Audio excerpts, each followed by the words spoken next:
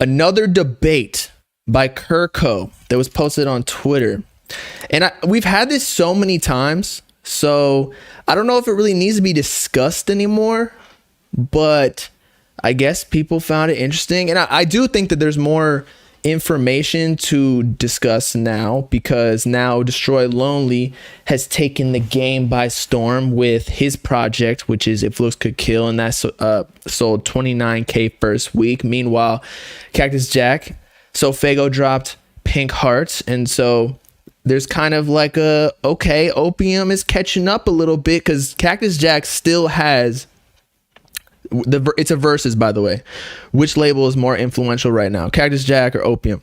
I personally think Opium is more influential. Now, if we're talking about Cactus Jack commercial success, I think that is, of course, bigger and better, just because they have more, let's say, commercial connections. Like, they'll get you on Jimmy Fallon, or like all those talk show hosts, they'll get you in commercials with Puma and Nike. Like, Travis Scott is one of the biggest artists in the world. And I would say the same thing about Cardi, but Cardi portrays himself as more of like an underground figure, although he is mainstream. So again, commercial success, Cactus Jack, but Opium, I actually do think is more influential. Like, you don't see many people trying to dress like Travis Scott or Cactus Jack. More so maybe because they dress like regular, like just cool street wear clothing, right? Like, you put on the Nikes, the Cactus Jack shoes, you put on some jeans and a I don't know, like a printed tee. I don't even know what else there would be. So Travis Scott's definitely cool. He's got the braids, but Opium, like the kids on TikTok are literally rocking the all black, the Rick Owens, all just because of Cardi and Opium. So you cannot say that they are not more influential. I'm sorry. Opium is more influential. I'm not even trying to dick ride. But influence doesn't necessarily equate to commercial success. There is definitely a difference. But then if you talk about commercial success, like with the streams, well, we saw what happened to Sofago, and Destroy Lonely easily passed him within like a year, 2 years, something like that. Sofago came out of the game. He's been next up since what? The Trump administration. So what is that? 2020, I want to say. Maybe 2019, late 2019 is when Off the Map dropped, or was that 2020? Maybe that was 2020. And so Destroy Lonely kind of started popping off, I want to say 2021. And now he's almost like pushing up on Yeet status. He's halfway, I'd say. So I don't know. Cactus Jack really needs to hit hard with Sofago's next project. Put Travis Scott on it. He already got Uzi features and Don Toliver features, or collabs at least. Sofago was on Don Toliver's last album. So if he gets the Travis Scott feature and gets a huge look, or if he's on Travis Scott's next project, Utopia, like that could change the game completely. Because if Sofago starts, swinging in the big leagues, eating the big chew gum or whatever it's called, big league chew, then we could say maybe Cactus Jack is more, or is higher than Opium. So right now, Opium over Cactus Jack. And then 7774, he's hating. You see, Cactus Jack got 4 failed artists and 1 success. That's just false, man. Come on. Wasn't Mo Bamba like a #1 hit on Billboard?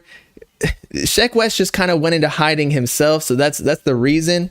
Although it probably is hard to come back from the #1 hit when you hit such high peaks. Like, why? There's no motivation. You already did it. And he's probably getting so much money from residuals on a monthly basis.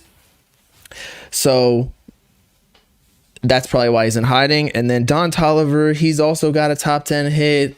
You can't say that they're failed artists, man. If you're saying failed artists, they're still selling more, technically speaking. What did what was his last project? It was called Lovesick. Okay. Don Toliver, Lovesick, first week sales.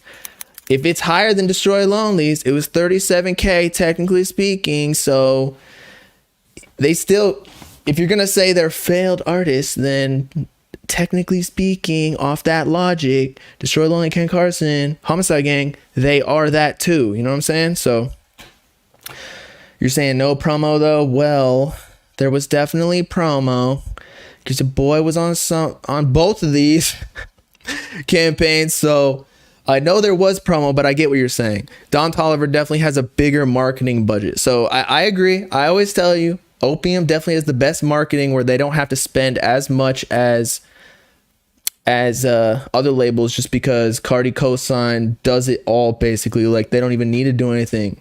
It literally spreads itself because fan pages and fans on Twitter and TikTok will post it just organically. You know? The bots is trash. That's true.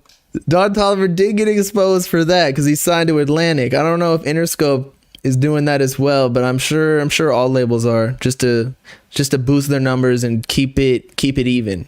Because if you're doing way worse than somebody else, at least by the numbers, like that's basically the start of these types of conversations. So yeah, organically, I do agree that some of the newer artists are going to outsell them, but that's just not the world we live in right now. Money talks. Money creates more attention. Just if you, it's brute force. If you see something 10 times, you're bound to at least check it out. That's just statistics.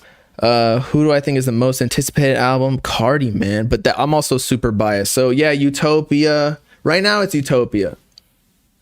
But I don't know, by sheer numbers, it's Utopia. But like by actual strength of like, we need it. Put your pinky up. I need it. That's Cardi's album. Or Uzi's album. So Uzi and Travis, I would say, is the most highly anticipated, just by, again, the amount of people, but Cardi got his fan base on lock. Cardi in June, nah. I don't think Cardi dropping anytime soon, man. I think he's gonna wait another year or two. He don't really need to drop because his artists are doing all the work for him. His name is just getting spread no matter what, from leaks and the documentary that leaked. Anything that's about him, Glock 40 Spaz dissing him, like his name just gets spread again, just for out of nowhere. And the more that he stays in hiding, it just continues. Like he is an oxymoron. He cannot go out of relevance. Cardi only drops after Uzi. That could be very true too. Did Love Is Rage 2 drop before self-titled? I think it did. It was like April. Actually, I don't know if that's true. Cardi self-titled release date. They were both 2017. I'm not for sure. Okay, so Cardi did April. I think Uzi actually dropped after that. Uzi Love Is Rage 2. That was August. So I don't know if that's true, man. Because Cardi only dropped 3 projects, so we don't have enough data to say that. Yes, I do feel like music is dry.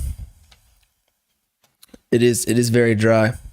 But Lone just dropped, so we're waiting on Hard Rock.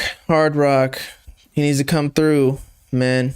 But then we got, once Uzi, Cardi, Travis drop, I think that we're good. Like, that'll set the tone for the rest of the music landscape, you know? Because they're the most influential artists, in my opinions, for like upcoming music.